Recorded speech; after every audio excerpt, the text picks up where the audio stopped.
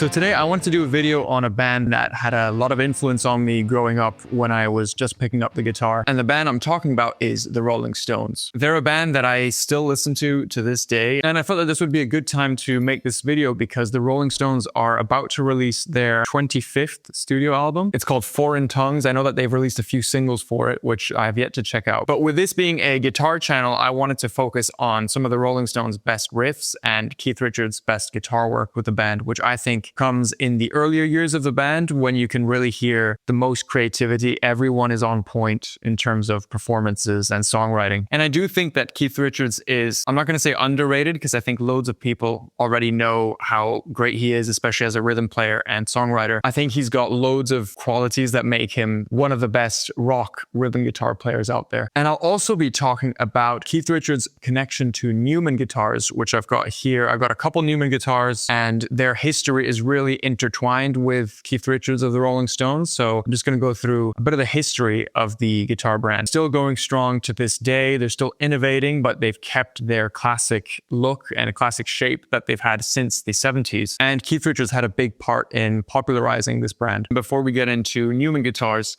let me go through a brief history of the Rolling Stones. I'm sure if you've clicked on this video, you probably know all this stuff already, but just in case anyone's watching who doesn't know anything about the band, I'll just give you a quick overview. So the Rolling Stones were formed in London in 1962, and the classic lineup included Mick Jagger on vocals, Keith Richards on guitar, Brian Jones, who was a multi-instrumentalist and also one of the founders of the band, Bill Wyman on bass, and Charlie Watts on drums. They've had quite a few lineup changes over the years, and this means that from a guitar perspective, they've always had quite a few different guitar partnerships as well. Keith Richards has always remained, but he's played with the likes of Brian Jones, Mick Taylor, Ronnie Wood. But despite so many lineup changes, the Rolling Stones have always managed to produce some great music, no matter what era they're in. And specifically talking about their guitar work, the Rolling Stones material can be actually quite tricky to learn, mainly because of how they arrange their guitars in the studio compared to how they play them live. So if you listen closely and you start to analyze their songs, you'll notice that they use so many different tunings. Keith Richards was famous for using open G tunings, but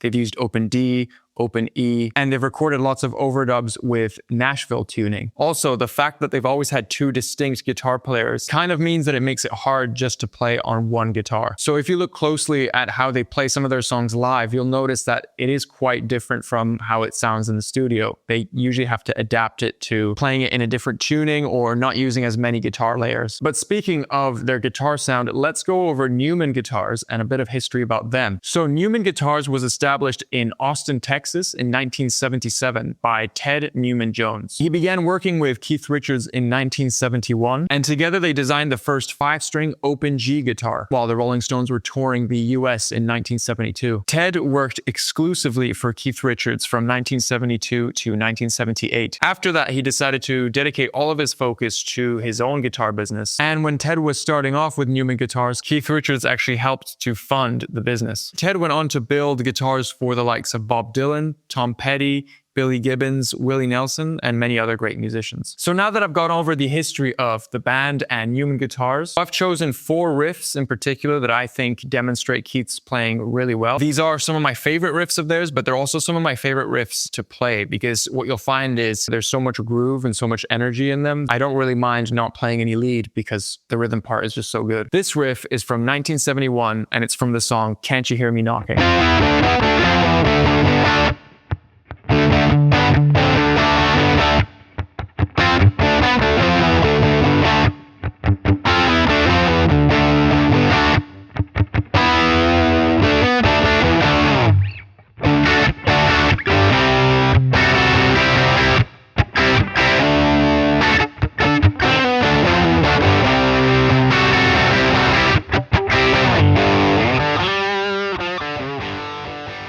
So Can't You Hear Me Knocking is from their 1971 album Sticky Fingers. This is the Rolling Stones' 9th studio album, and it's often regarded as one of their best, if not the best. There was a time when I was convinced that this was the best Rolling Stones album, which is still a possibility. This is the first album to not feature Brian Jones, who sadly passed away 2 years prior to this album's release, and features new lead guitarist Mick Taylor. And the riff itself is just amazing. I mean, it's Keith Richards at his best. I love the way he leaves space in between his phrases. It's quite punchy as well. It's got loads of attack. It's quite aggressive. The song is quite long, and it goes on to have a great solo section at the end, kind of separate from this riff, where Mick Taylor takes a long improvised solo. And yeah, it's probably the band at its peak in a way. I mean, the way they improvise on that track. I know this video is about the riff and not the solo, but the solo is also equally great. Definitely check it out if you haven't heard it. And I recorded that snippet using a Newman 5-string standard. As the name suggests, this is a guitar with only 5 strings because Keith Richards famously plays a lot of open tunings and open G specifically. He's talked about a lot of his 6-string guitars, he ends up just ditching the low E string. And that is because when you're playing open G tuning on a 6-string guitar, your chords can sound a little bit unnecessarily muddy and it's just not needed sometimes. So Keith just gets rid of that lowest string so he can have a bit more of a clean sound. So this guitar is tuned G, D, G, B, D.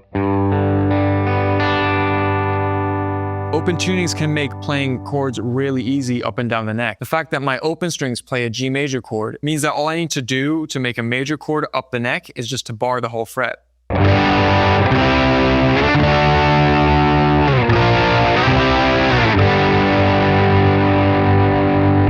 The guitar comes with Newman custom 5-string humbuckers that sound great with a bit of overdrive especially.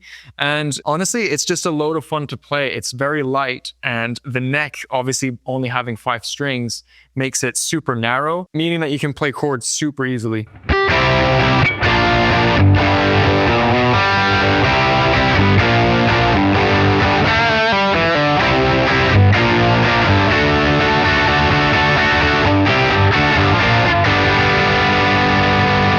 So the riff is just based on this repeated phrase.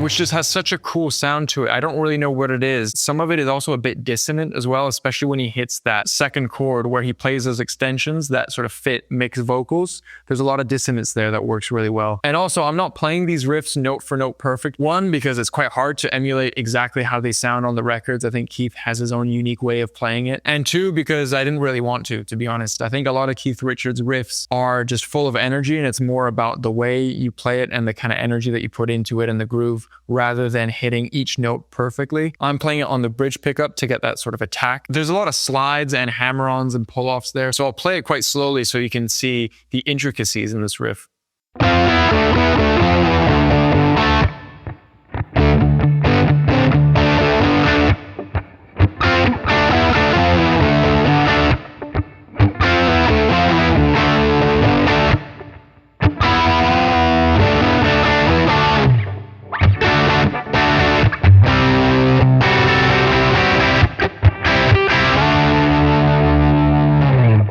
So that was the song Can't You Hear Me Knocking from 1971. Now let's move on to the next riff.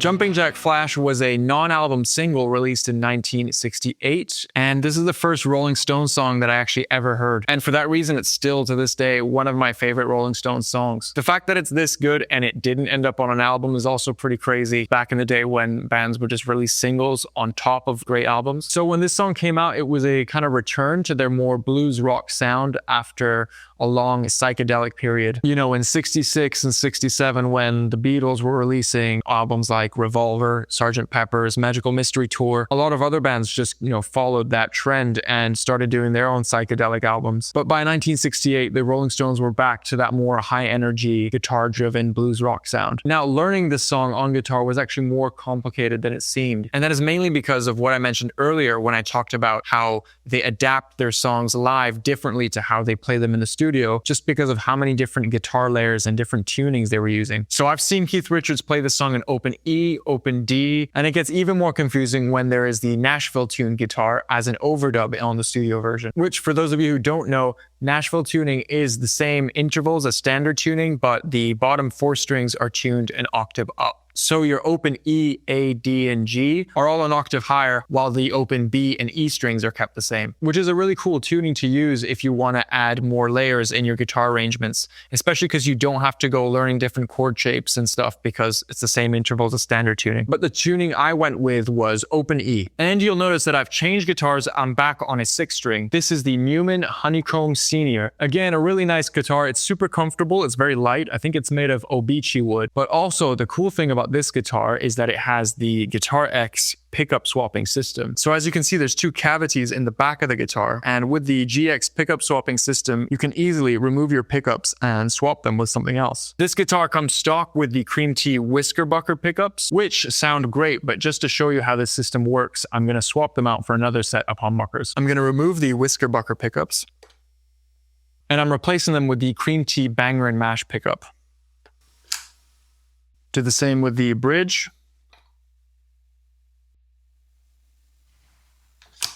And just like that, I've got a different set of humbuckers, which I think suit the Rolling Stones sound just a little bit better than the Whiskerbuckers. The other cool thing about this guitar is that you can coil split your humbuckers using the push-pull. So if you want to emulate that single coil telly sound for Keith Richards' tone, you can do that very easily. So as I said earlier, I'm in open E tuning for this one, where the notes of the open strings are E, B, E, G sharp, B, E.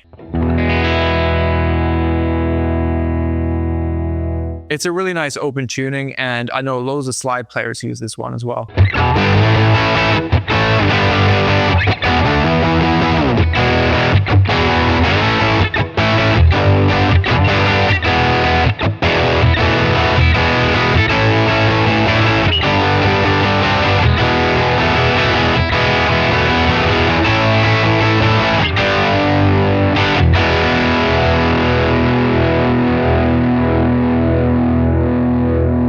So the intro to this riff is pretty straightforward. In open E, you can get away with just barring across the whole fret.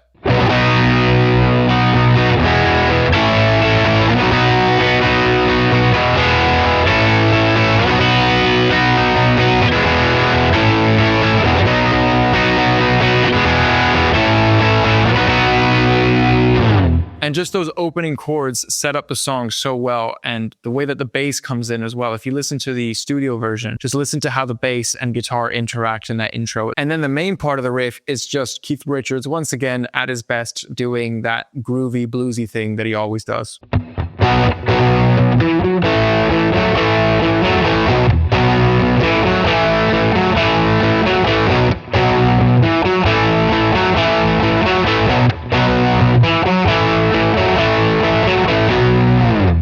I'm playing this on the bridge pickup, and when I recorded the snippet of this riff, I used the coil split on the bridge pickup.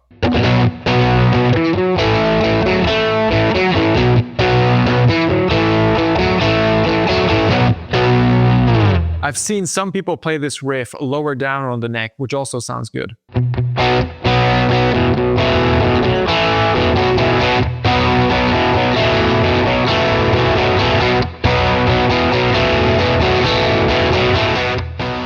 And the chorus has those little melody lines which just sound really good. And those melody lines may have been played as an overdub, but I'm playing them kind of as chord extensions together with everything else.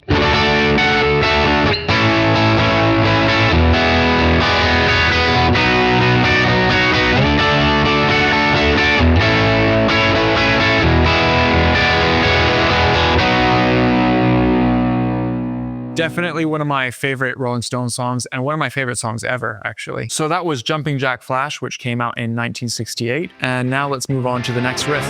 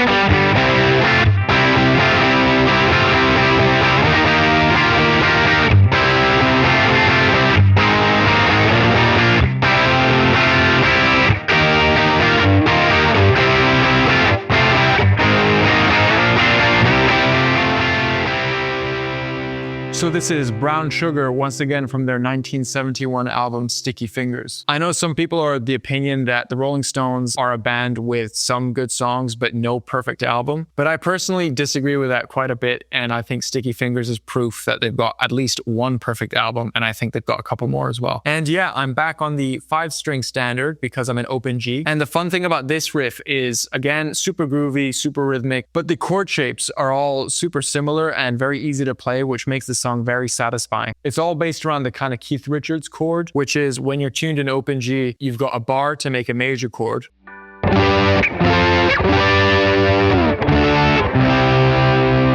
But then from there, you can easily add some nice extensions and suspended notes, which Keith Richards often does. And that's the cool thing about being an open G. You'll find with this song in particular, you can hear Keith Richards doing those extra notes in his major chords to add that more bluesy feel.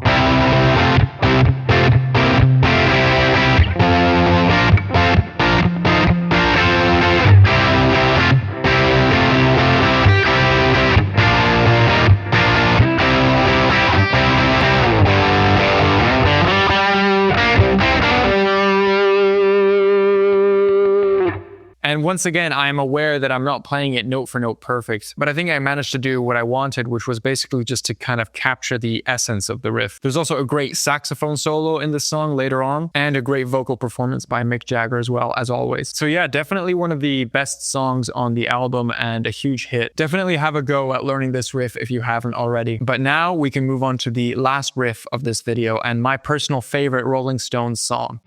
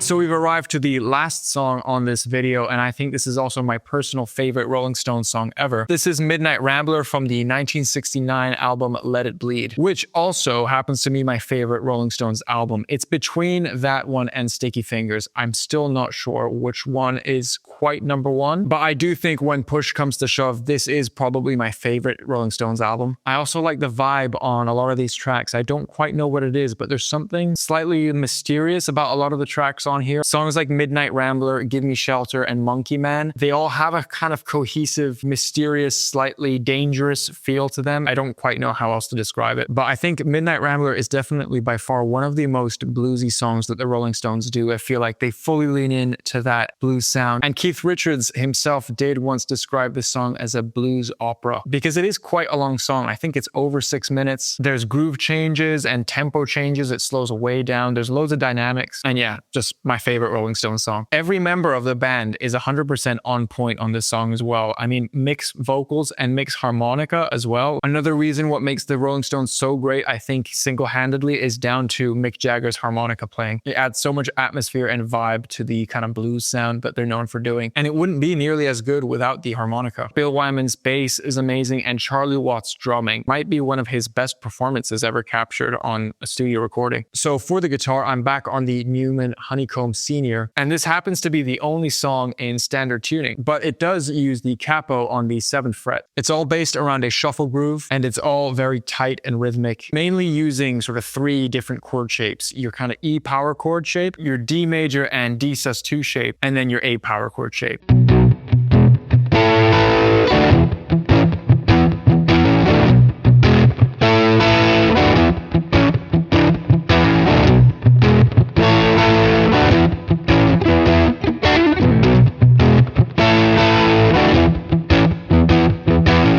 pretty simple and super fun to play, like most of Keith Richards' riffs, but the key is in the right hand and how tight and groovy he keeps it. It helps to have a drummer as good as Charlie Watts to sort of keep you in the pocket. But once again, I think this riff really shows how good of a rhythm player Keith Richards is. As I said earlier, this song does so many different things to sort of keep you interested, and there's so many different hooks and new grooves, and they slow it right down and they build it back up. It's just so atmospheric, and I definitely think it's worthy of being in the Rolling Stones top 5 at least. There's loads of great live versions as well. They sort of go crazy on the improvisation, and some of the live versions are actually considered better than the studio version. I still personally prefer the studio version above all, but it's definitely worth listening on some of the improvisation that they do in the live versions because they are great. So those were 4 great Rolling Stones riffs, which I think show how good Keith Richards is as a songwriter and rhythm player. And hopefully you also learned a little bit about Newman Guitars. They are a great guitar company, and they're so intrinsically tied to Keith Richards. So definitely head to our website if you're interested in learning more about these guitars. And also let us know what your favorite Rolling Stones songs are, or what your favorite album is. There's a lot of debate out there, so it'll be interesting to hear from you guys. Obviously there's loads more great Keith Richards riffs and Rolling Stones songs that I haven't mentioned, but there's just too many to mention, so you'll just have to deal with these 4 that I've picked today. Please subscribe to the channel for more videos like this, and head over to auroramusicworks.com to learn more about Newman Guitars. Thank you for watching.